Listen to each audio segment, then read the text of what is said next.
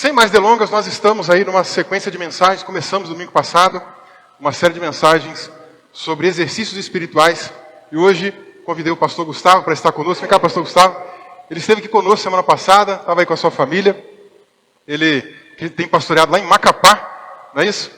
Então, a gente não quis perder a oportunidade de tê-lo aqui conosco, compartilhando a palavra do Senhor. Vai ser uma bênção, e ele vai ficar aqui muito à vontade conosco. Gostaria apenas que você estendesse a sua mão para cá, amém? Você pode estender a sua mão aqui, vamos orar pela vida dele. Senhor Deus, em nome de Jesus Cristo, nós te apresentamos a vida do teu filho, pastor Gustavo, a família dele, Senhor, também, que não pôde estar conosco, mas abençoa, Pai, poderosamente ali, a esposa, o filho, e que nós possamos, ó Deus, aqui nesse tempo, ter um tempo abençoado, de crescimento.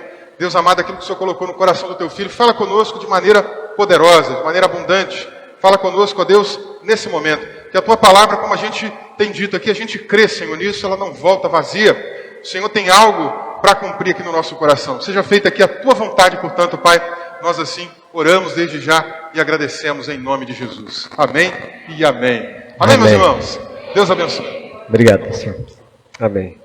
Boa noite, igreja, paz do Senhor.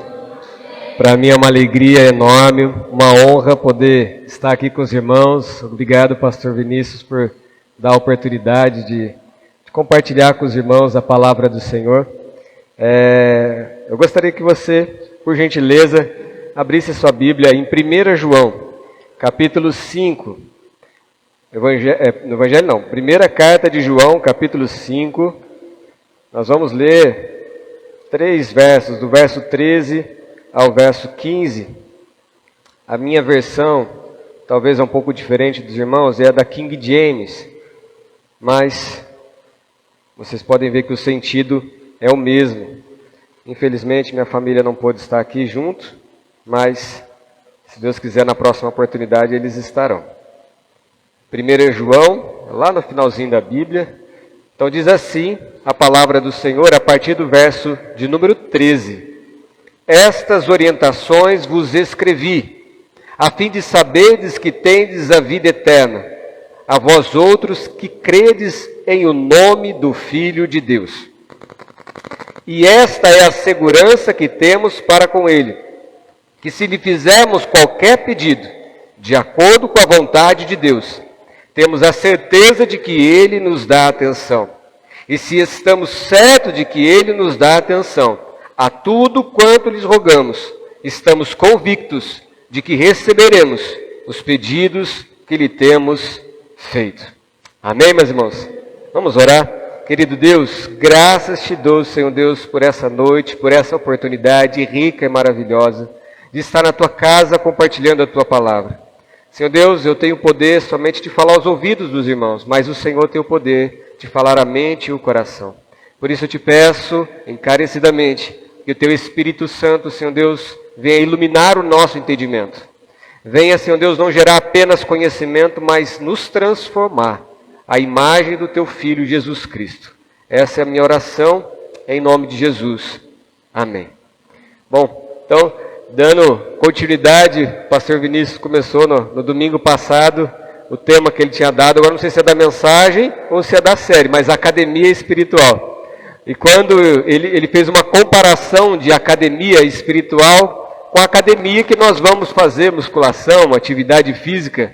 E quando ele citou esse exemplo, eu me lembrei, alguns anos atrás, eu tive depressão. Foi do nada, estava tudo bem na minha vida, casamento, finanças, problemas normais que todo mundo enfrenta. Mas de repente bateu aquela tristeza, aquele desânimo, aquela coisa fora do comum. Passei assim alguns meses sem entender o motivo pelo qual eu estava daquela forma. Até que, numa das pregações que eu estava assistindo, falando sobre esse tema, eu detectei. Falei, olha, é exatamente isso que eu tenho, eu estou com depressão. Procurei uma psiquiatra, e a psiquiatra ela fez uma pergunta. Eu falei, Gustavo, alguém da sua família tem depressão? Eu falei assim, ó, tem ou já teve? Aí eu lembrei, falei, minha mãe, a minha irmã, a minha avó, a minha tia. E aí ela falou assim, Gustavo, a sua depressão é endógena. O que é isso? É uma depressão, você tem uma predisposição, né? Então é como se fosse algo genético realmente, Então eu tenho a tendência a ter depressão. E quando ela falou isso, e ela prescreveu os medicamentos, passou o psicólogo, e ela também deu algumas recomendações para que eu pudesse me cuidar e também me prevenir para que eu não voltasse a ter depressão. Uma das prevenções, né, que eu tenho que fazer sempre para não ter depressão, justamente é praticar atividade física. E uma das coisas que eu comecei a fazer fui para a academia. Então, na academia, eu comecei a fazer. Então, em primeiro lugar, o ponto principal que eu faço na academia é justamente para prevenir. Quem já teve depressão, ou conhece alguém que teve, isso é horrível, e a gente não quer passar novamente. E aí, o que eu comecei a fazer? Comecei a praticar, mas além de prevenir, a gente quer ver um resultado estético também, né? E eu fazia já há algum tempo, alguns anos até, que eu fazia academia e eu não via resultado. E aí numa conversa, uma visita que eu vim aqui a Campinas, conversando com alguns amigos meus, e eles estavam falando o que eles estavam fazendo, e tinha um assessor esportivo que passava treino, essas coisas, e cara era muito bom. Eu falei assim, poxa, me dá um contato, eu quero saber, eu quero também ter um resultado. E quando eu tive, paguei para esse assessor esportivo, ele me corrigiu em várias áreas, vários exercícios, várias atividades que eu fazia na academia, estava fazendo de forma errada, em repetições erradas, alimentação errada. E depois que eu comecei a praticar de forma correta, eu obtive o resultado desejado. E essa é a comparação que eu gostaria de fazer com os irmãos. O pastor citou aqui dos exercícios espirituais que nós temos que fazer, e não difere muito dos exercícios da atividade física que nós temos que fazer. O fato de fazermos, isso é bom, isso é ótimo, mas se estivermos fazendo de forma errada, talvez não teremos o resultado, não obteremos o resultado que nós almejamos e que nós desejamos. Um dos desejos do meu coração aqui, de compartilhar, e até o pastor ele citou, é de falarmos sobre a oração.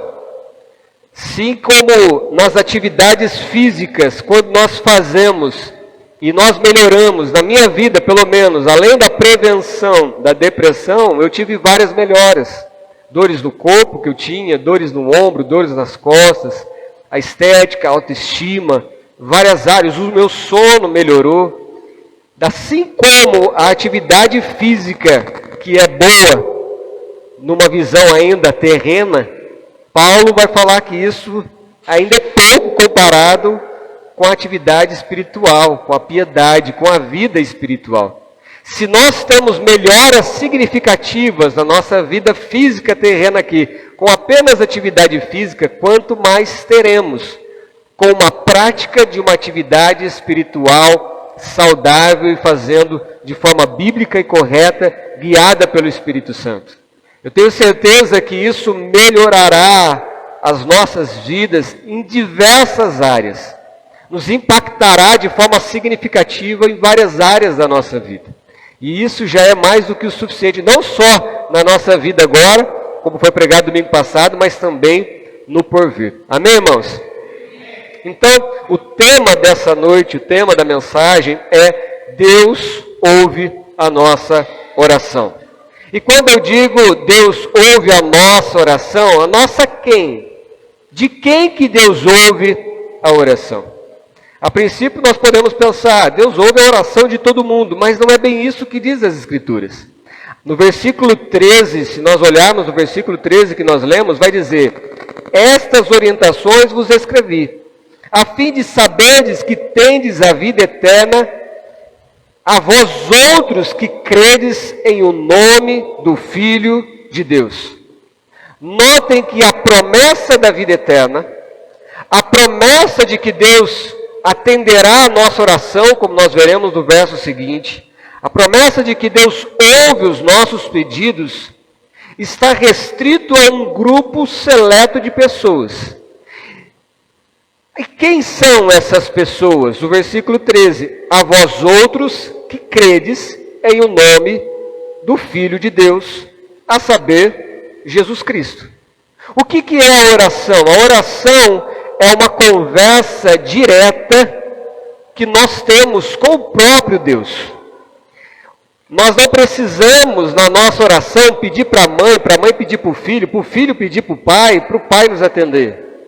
Nós temos um acesso direto. O único mediador que tem entre nós e o nosso Deus é Jesus Cristo. Amém? É por isso que nas nossas orações, quando nós oramos em o nome de Jesus. Entendendo isso, que é em Jesus que nós temos que ter, o único requisito, então, que nós temos que ter, o mínimo, vamos dizer assim, é que pelo menos nós temos que crer que Jesus Cristo é o Filho de Deus. E quando eu falo crer em Jesus, porque aqui no versículo 13 ele está falando da vida eterna, e em seguida vai falar de que Deus atende o nosso pedido, ele vai falar que nós temos que crer em nome de Jesus. Eu lembro que os irmãos falaram aqui que vocês vão fazer evangelismo, né? Não sei se já saíram, se foi hoje. Foi hoje cedo. Quanto evangelismo eu já fiz? A Igreja Nazarena em Macapá, a gente começou assim, de porta em porta. Nós não conhecemos ninguém em Macapá, foi só eu, minha esposa e meu filho, e fomos de porta em porta convidando a fazer um estudo bíblico na nossa casa. Pensavam que a gente era testemunho de Jeová, porque a gente ia de porta em porta. Mas quando a gente ia começar a falar um pouco de Jesus, e a gente pergunta, você crê em Jesus? Irmãos, é quase 100% das pessoas vão falar, claro que eu creio em Jesus. Principalmente no Brasil, que a grande maioria é de origem ou católica ou protestante, mas no resumo, no geral, a maioria é cristã. Então, é óbvio e é muito fácil nós ouvirmos isso, eu creio em Jesus. Mas crer em Jesus é muito mais do que nós acreditarmos simplesmente nas histórias de Jesus.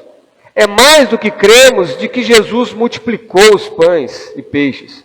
É mais do que acreditarmos que Jesus um dia transformou água em vinho. É de fato nós entregarmos a nossa vida e seguirmos a Jesus por todo o resto da nossa vida. Eu lembro de uma história que me contaram de um equilibrista. Equilibrista é aqueles que andam na corda, naquela altura, e ele era um fenômeno. Ele andava em uma grande altura, num percurso longo, e ele caminhava por aquela corda, ele conseguia se equilibrar com vários objetos em suas mãos. Ele era tão bom que às vezes ele fazia isso fazendo malabarismo e se equilibrando a uma altura, e todo mundo olhava para aquele rapaz e aplaudia, ovacionava, e falava assim, ele é o melhor, ele é o melhor. E ele falava assim, vocês acreditam que eu consigo passar com esses 2 baldes na mão? Sim, eu acredito, você é o melhor. E ele passava lá. E ele provocava ainda mais a reação da plateia. E ele falou assim, vocês acreditam que eu consigo passar aqui em cima dessa corda com um carrinho de mão, sabe aquele carrinho de pedreiro? E eles falavam assim, sim, nós acreditamos, porque você é o melhor. Então ele se virou para a plateia e falou assim, então eu gostaria de convidar uma pessoa para subir aqui no carrinho, que eu vou passar com você nesse carrinho. E nesse momento a plateia ficou quieta, sem dar um pio. Eles acreditavam que ele era capaz de fazer tudo isso, mas ninguém queria arriscar a sua vida para fazer o que ele estava falando. Muitas pessoas falam que acreditam em Jesus, mas acreditar em Jesus exige de nós uma obediência tal a segui-lo cegamente, de forma que a gente entrega, de forma como Paulo falou, eu não vivo mais, Cristo vive em mim. Amém, irmãos?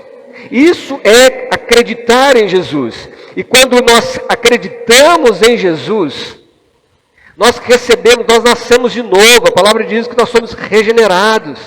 O Senhor nos dá uma nova vida para nós. Então entenda, irmãos, que o Senhor Ele deu uma promessa de que irá ouvir a oração, de que a vida eterna é para aqueles que acreditam em Jesus. E acreditar em Jesus, uma pessoa que acredita de fato em Jesus, que confessa Jesus e segue a Jesus, não pode jamais viver na prática do pecado. O próprio dessa primeira carta de João, se você ler no capítulo 3, versículo 9, o apóstolo João ele vai dizer que todo aquele que é nascido de Deus não pode viver na prática do pecado. Por quê? Porque é nascido de Deus.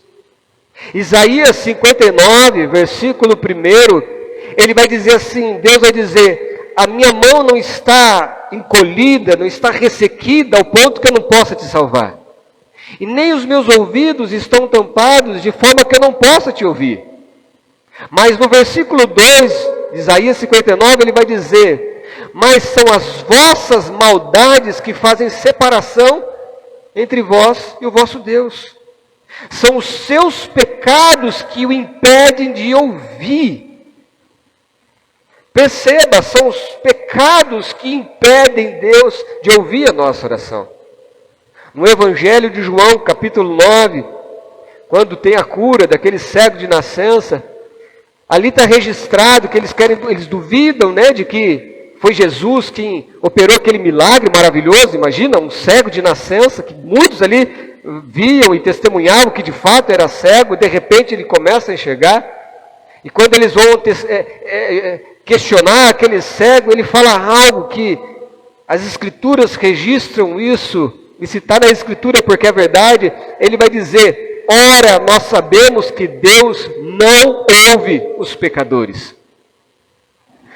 Mas, se alguém é temente a Deus e faz a sua vontade, a esse ouve. Amém, irmãos? É importante nós entendermos isso, porque a palavra deixa claro aqui, porque todo aquele que crê que Jesus é o Filho de Deus, todo aquele que tem uma vida de santidade, que tem uma vida de obediência, o Senhor nos dá uma promessa de que Deus ouve a nossa oração. Se nós continuarmos no versículo 14, o apóstolo João, ele vai reafirmar isso que ele acaba de dizer. No versículo 14, aqui da primeira carta, ainda no capítulo 5, ele vai dizer, e esta é a segurança que temos para com ele, que se lhe fizermos qualquer pedido, de acordo com a vontade de Deus, temos a certeza de que ele nos dá atenção. Na nova versão, Almeida atualizada, ele vai dizer, e esta é a confiança que temos para com ele, que se pedirmos alguma coisa segundo a vontade, ele nos ouve. Eu trabalhei com um rapaz, e ele era pai de família, um homem cristão, um evangélico, não era um novo convertido. Na época, já fazia mais de 10 anos de caminhada cristã, ele era regente do coral da igreja dele.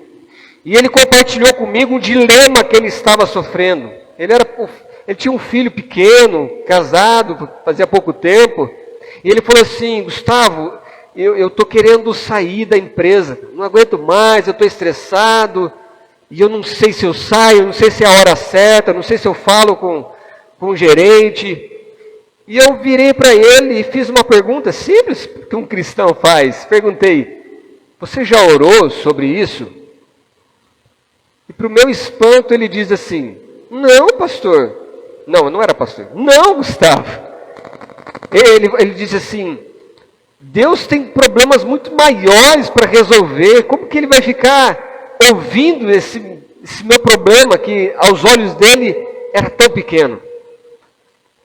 E eu fiquei chocado com aquela resposta, eu corrigi ele em amor, expliquei o que diz as Escrituras. Mas, irmãos, infelizmente, essa visão distorcida e limitada é muito mais comum do que a gente pensa. A visão que ele tinha é uma visão que muitos, infelizmente, ainda têm, de pegar um Deus que é ilimitado, eterno e todo-poderoso, e reduzi-lo como se fosse um homem limitado, um homem que tem o tempo contado, um homem que tem a sua capacidade limitada.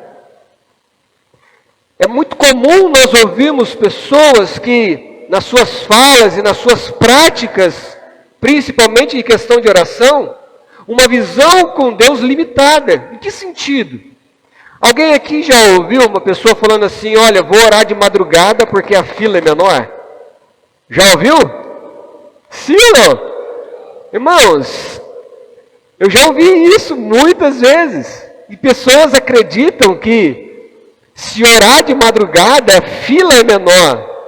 Perceba, eu estou aqui, tem pessoas que acreditam nisso. É como, na visão dela, Deus está num trono e ali tem uma fila de pessoas para falar com Ele, mas de madrugada ela vai conseguir chegar mais rápido diante de Deus.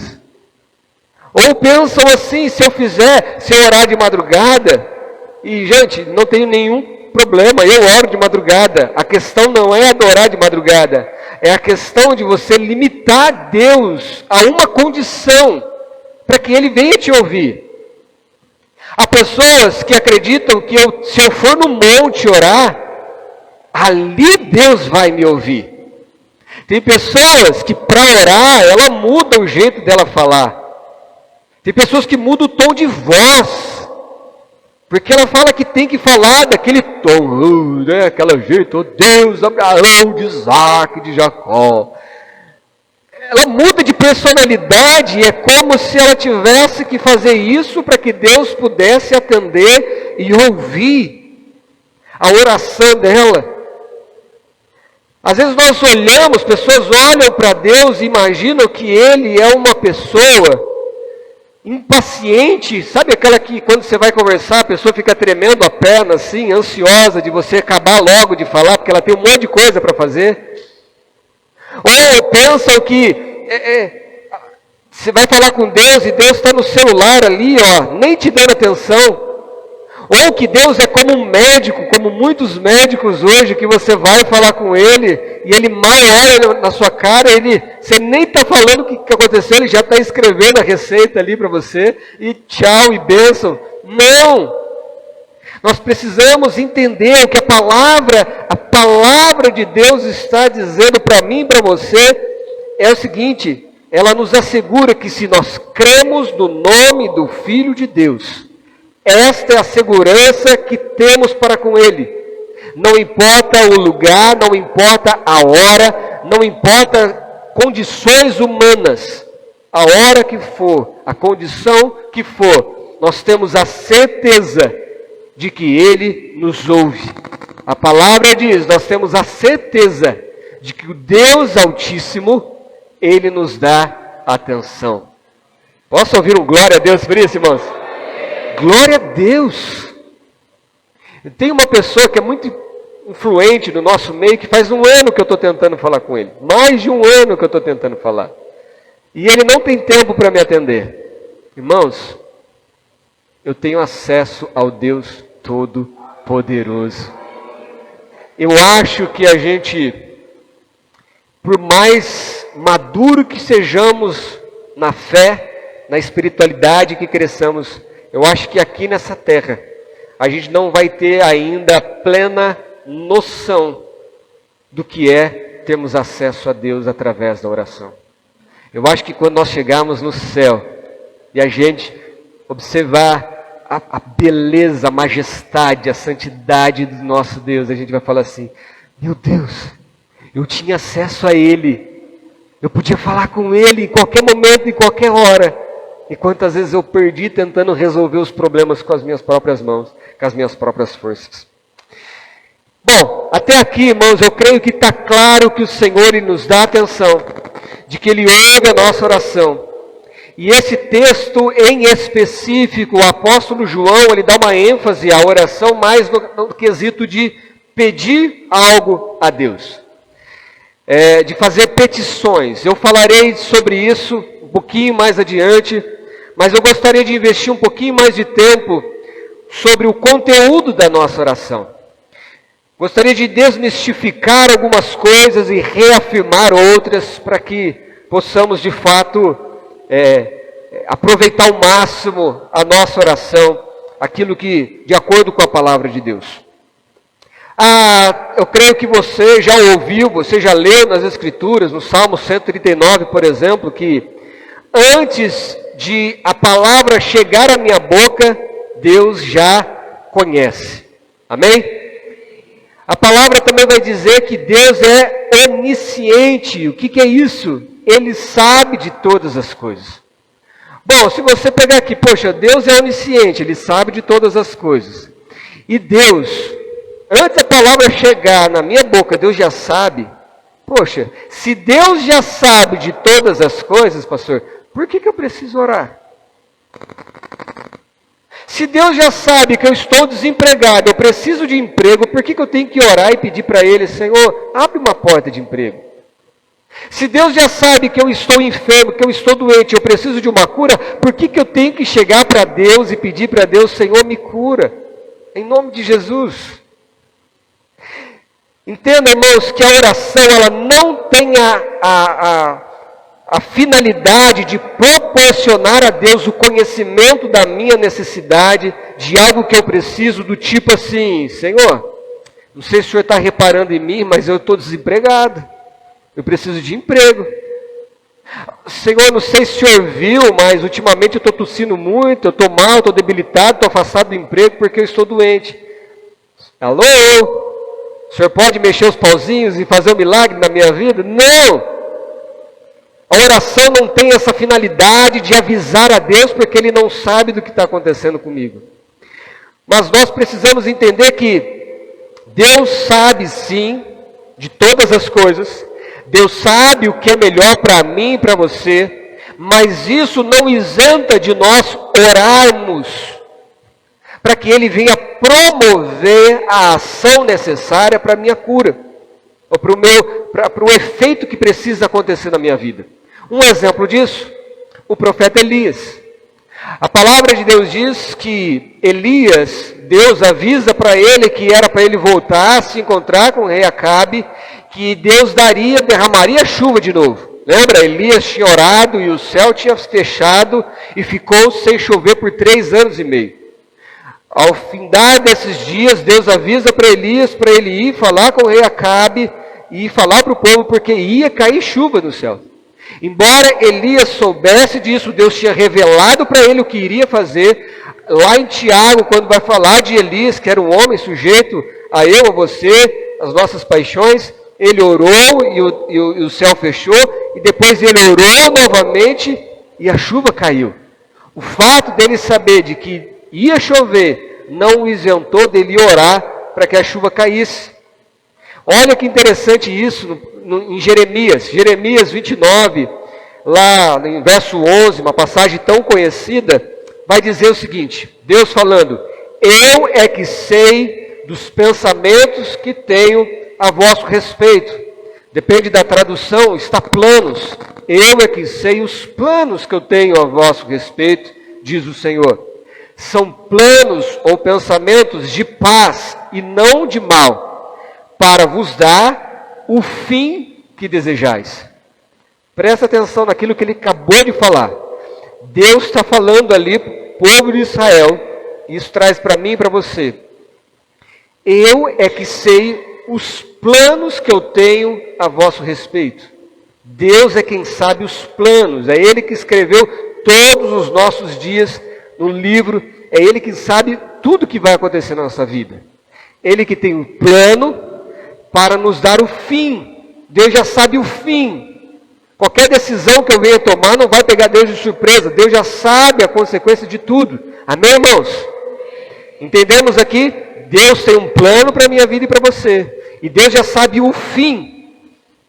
Mas mesmo acontecendo isso, Deus tendo o plano e já sabendo o fim, no versículo 12, o versículo seguinte, o que ele diz? Ele fala, então me invocareis. Passareis a orar a mim e eu vos ouvirei.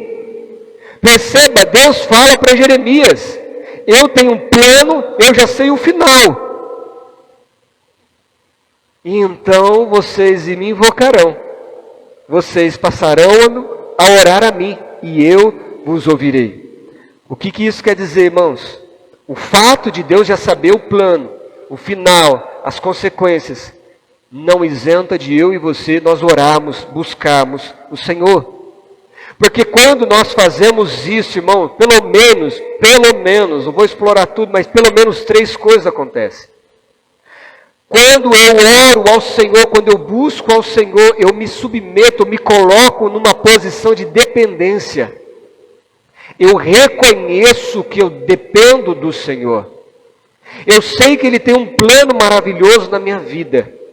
Mas mesmo assim eu oro pedindo, Senhor, cumpra em mim a Tua vontade. Senhor, guia os meus passos. Senhor, cuida da minha família. Senhor, eu preciso disso. Eu estou revelando, eu estou me posicionando no sinal de dependência. Amém, irmãos? Em segundo lugar, quando eu oro ao Senhor, eu busco ao Senhor, eu peço algo ao Senhor, a resposta de Deus a essa oração resultará na glória de Deus. Amém? Em terceiro lugar, quando eu oro, eu peço algo ao Senhor, isso fortalece a minha fé em Deus. É isso que gera o que? Um testemunho. Tem uma grande amiga nossa que ela tinha um problema, ela sonha em ter filhos, e isso trazia muito sofrimento. Ela tem várias doenças que impedem de ter filhos, e ela já é cristã, serva do Senhor, e eu perguntei para ela assim, mas você ora por isso? Ela falou assim, não, pastor, porque Deus sabe do desejo do meu coração. Entenda, irmãos, que no pensamento dela é parecido do que eu havia falado anteriormente, de que Deus já conhece o desejo do meu coração, Ele sabe. Eu já pedi isso no passado.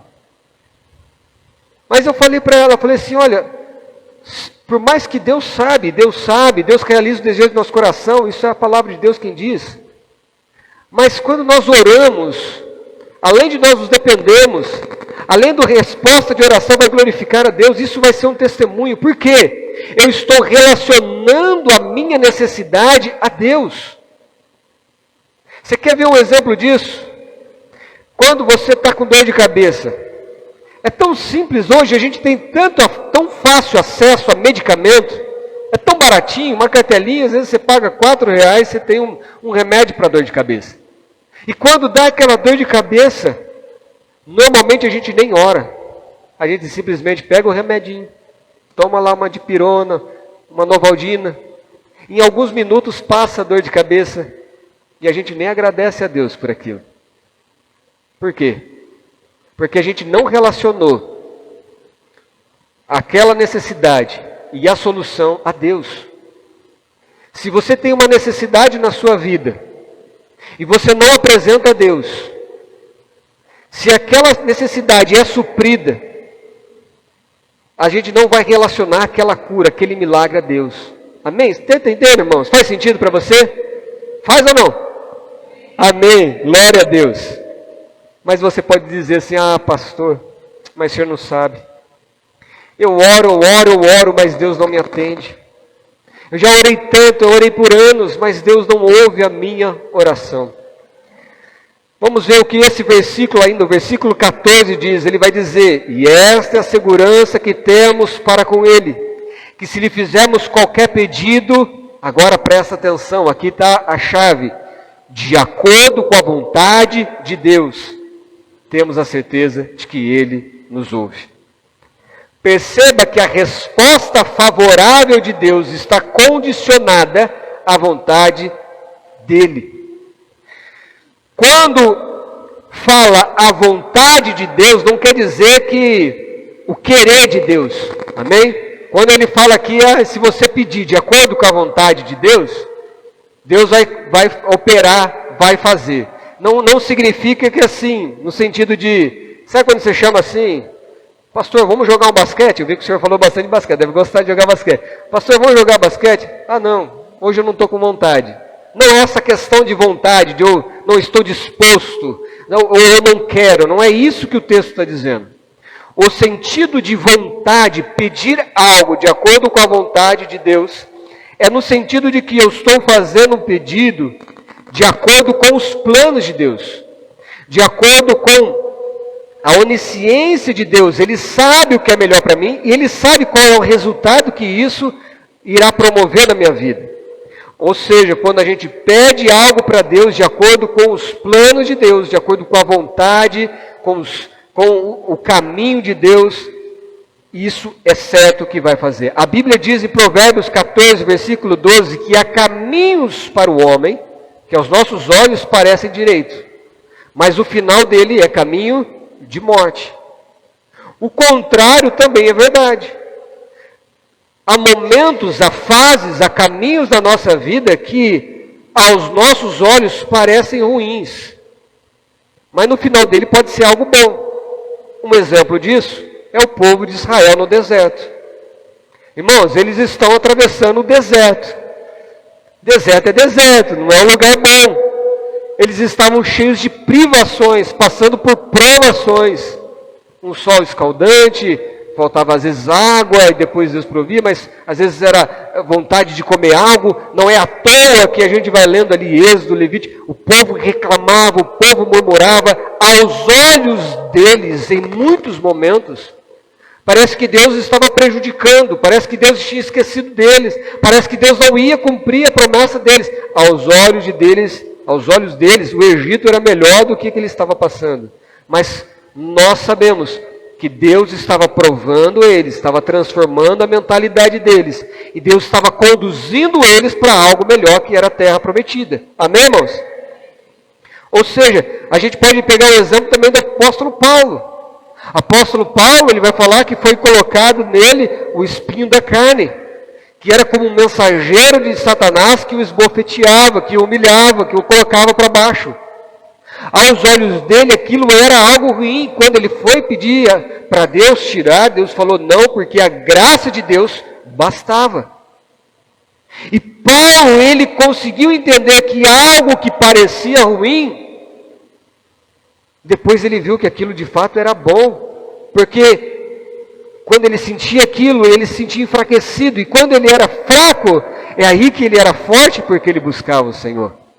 Ou seja, há áreas, há momentos, fases na nossa vida que pode parecer ruim, mas no final é algo que Deus está operando, que pode ser bom.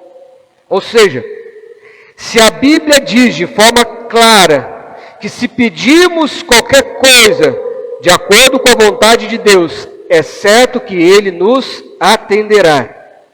Se eu posso pedir, para pensar comigo, se eu posso pedir qualquer coisa, de acordo com a vontade de Deus, e a palavra diz, e o Senhor é fiel à sua palavra, amém? Que Ele vai nos atender. O que eu preciso fazer então? Eu preciso conhecer a vontade de Deus. Eu preciso saber o que Ele aprova e o que Ele não aprova. O que Ele gosta e aquilo que Ele não gosta. Aquilo que Ele aceita e aquilo que Ele detesta. Eu preciso saber o que Deus tem para mim e o que Ele espera de mim. Eu preciso saber o que Ele prometeu e aquilo que Ele não prometeu. Porque senão eu posso me agarrar num pedido, numa visão, e clamar a Deus a vida toda, e Deus nunca vai atender, porque aquilo não é a vontade, não é o plano de Deus para mim e para a sua vida. Muitas pessoas hoje se frustram com Deus, porque agarram em promessas que Deus nunca fez. Ouvi um pregador falando que se vendesse o carro, vendesse a casa e desse isso, tá pobre, perdeu tudo e Deus não vai multiplicar porque Deus não prometeu isso. Quem está entendendo diz amém. Eu conheço, por exemplo, a vontade da minha esposa. E se eu conheço ela bem, jamais, se eu fosse numa pizzaria, eu ia pedir uma pizza de atum, que ela detesta. Se eu estou com a minha esposa numa cafeteria, eu vou saber qual café que ela gosta. Como que é o ponto da carne do churrasco. Oh, meu Deus do céu, falando de comida uma hora dessa é judiar, né? Eu vou parar aqui. Deixa para isso depois. Mas, irmão, você está entendendo? Se eu conheço a vontade, eu sei que o pedido é certo, que eu vou agradar o meu Deus e que o meu pedido será atendido, porque Ele prometeu. Agora, a oração, ela não se resume apenas em pedir. Não é verdade?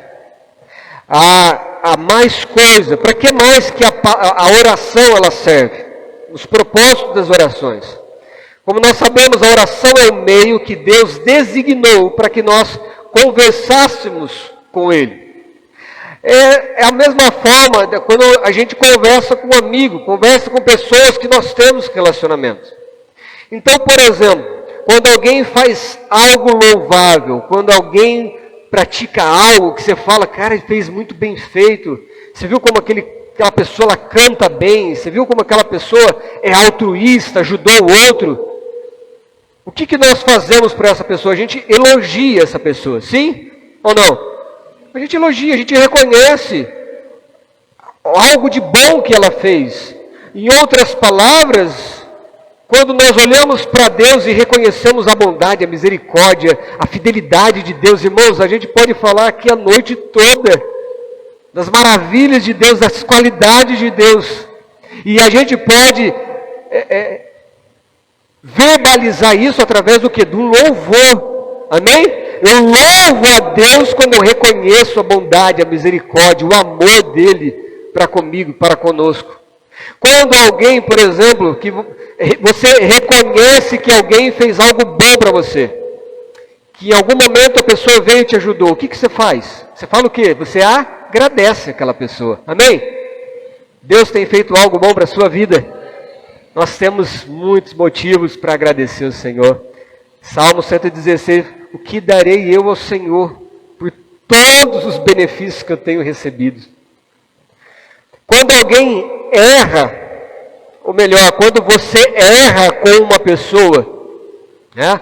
Quando você de fato simplesmente, quando você erra sem querer, você pede desculpa. Mas quando você pisou na bola mesmo com aquela pessoa, o que você tem que fazer? Pedir perdão. Se você errou, você pecou contra Deus, a oração é um meio para você verbalizar isso, se arrepender, confessar os seus pecados, e Ele é fiel e justo para perdoar os nossos pecados e nos purificar de toda injustiça. Quando você sabe que alguém pode ajudar o seu amigo, você sabe que aquela pessoa é um empresário, está precisando de funcionário, e você tem um amigo que está desempregado, e você fala assim para aquele empresário, amigo seu, poxa, você não pode dar uma oportunidade para fulano? Ele está desempregado, é uma pessoa 10, é uma pessoa trabalhadora, mas está passando um momento difícil. O que você está fazendo com aquele empresário? Você está intercedendo pela vida daquele outro. Sim ou não? A oração também é isso. Quando eu vou orar pelos meus filhos, pela minha esposa, pela vida do pastor, pela sua família, pela igreja, eu estou intercedendo a favor da vida de outra pessoa.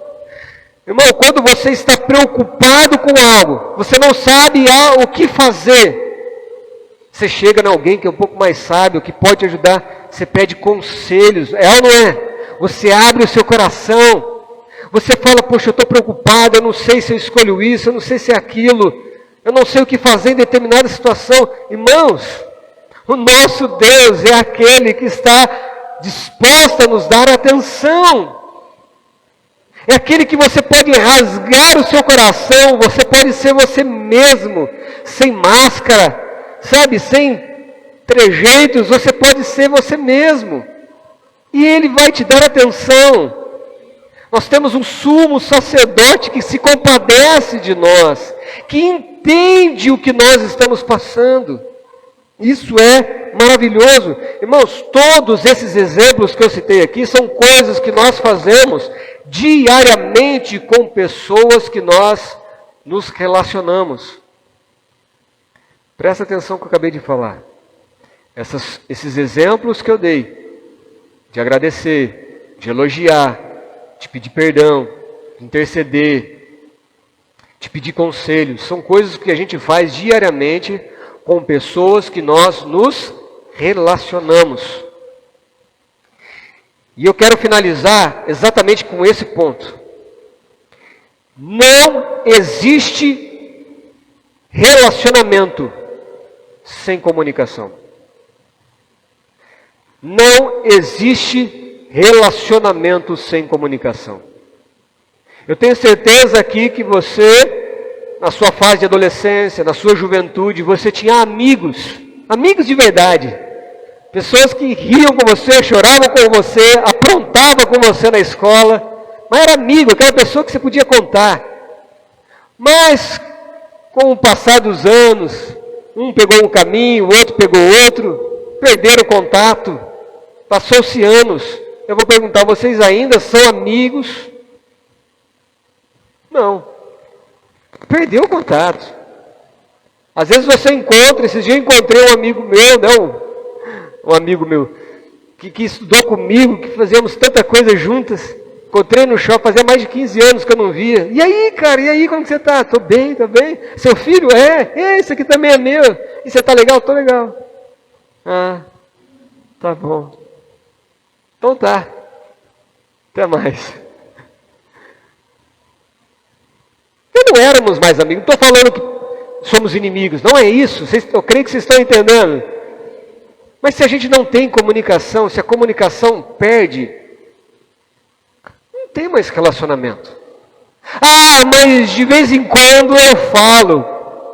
Quando eu preciso de alguma coisa, eu falo com fulano. Olha, quando eu preciso, por exemplo, quando eu estou mal, eu vou no médico, eu comunico, eu falo com o médico, mas ele é meu amigo? Não. Irmãos, entenda algo. Se você vê Deus, se você vê o Senhor, apenas como um meio para ser salvo e para escapar do inferno, desculpa dizer com todo respeito, mas você ainda não entendeu o que é salvação. Você ainda não entendeu o que é evangelho. Você ainda não entendeu o que Cristo fez na cruz do Calvário.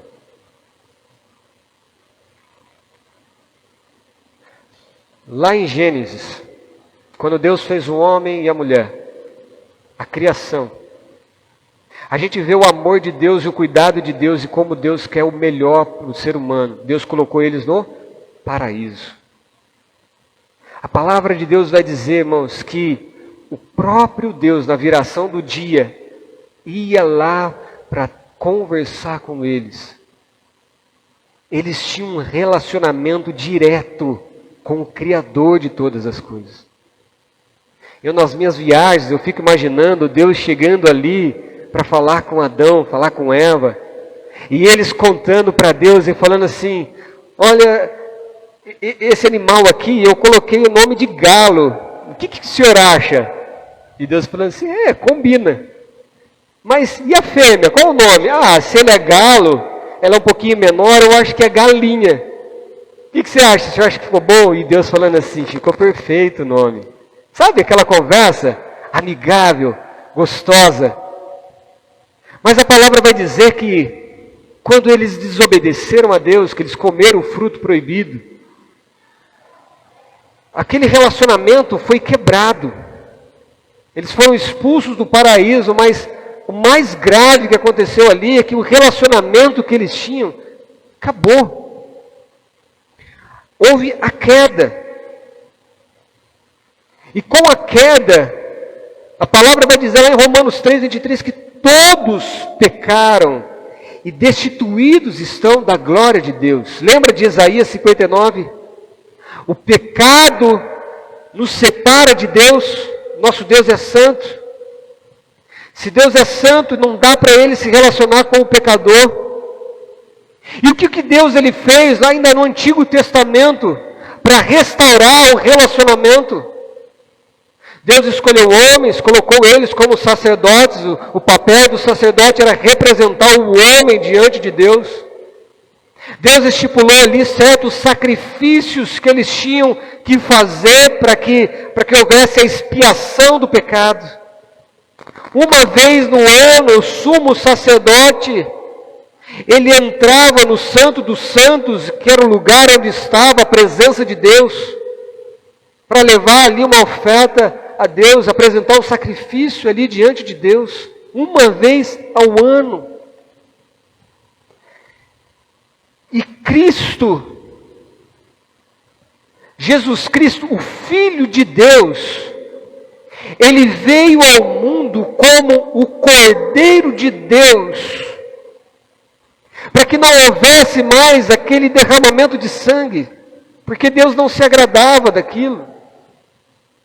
Cristo se apresentou, olha, eu me entrego como um cordeiro puro, sem mancha, sem defeito, para morrer no lugar de uma vez por todas. É um sacrifício de uma vez por todas, no meu e no seu lugar. Cristo é quem operou a expiação, é Ele que tirou o pecado que estava sobre a minha vida e sobre a sua vida. E que quando Cristo, Ele morre na cruz, 4 coisas acontecem. A palavra de Deus diz que o sol, que o templo, ele escurece. Houve um tremor de terras. Mortos ressuscitaram. Mas o que é mais surpreendente é que a palavra diz que o véu do templo, o véu que separava o homem da presença de Deus, foi rasgado de cima a baixo, concedendo a mim e a você, a todos aqueles que creem em Jesus Cristo, seu Filho, acesso à presença majestosa de Deus.